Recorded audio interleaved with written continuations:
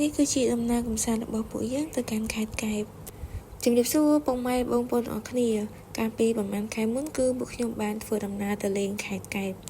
គោលដៅរបស់ពួកយើងគឺទៅមើលការនេសាទរបស់បងប្អូនប្រជាពលរដ្ឋដែលគាត់នេសាទនៅឆ្នេរអង្កោល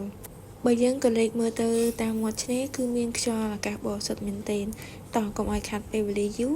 ខ្ញុំនឹងនាំបងប្អូនទៅមើលការនេសាទរបស់បងប្អូនប្រជាពលរដ្ឋនៅទីនោះនេះគឺជាសកម្មភាពដែលបងប្អូនដែលគាត់រស់នៅទីនោះគឺគាត់នេសាទភ្លាមៗហើយយកមកលក់ភ្លាមៗតែម្ដងហើយពួកខ្ញុំក៏បានសម្រេចចិត្តនៅចាំ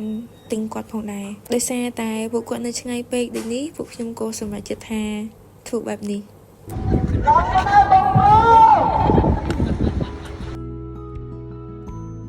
ឥឡូវនេះគឺពួកគាត់បាននេសាទបានហើយគាត់យកមកឲ្យយើងនៅខាងលើគោក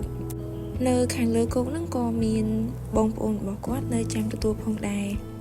ដោយដែលបងប្អូនបានឃើញចឹងគឺត្រីគឺមានចម្រុះតែម្ដងសម្រាប់បងប្អូនដែលមានគម្រោងទៅលេងខេត្តកែបកុំភ្លេចទៅឆ្នេរអង្កោលផងណាអរគុណសម្រាប់ការតាមដានទស្សនាវីដេអូរបស់ខ្ញុំបាយបាយ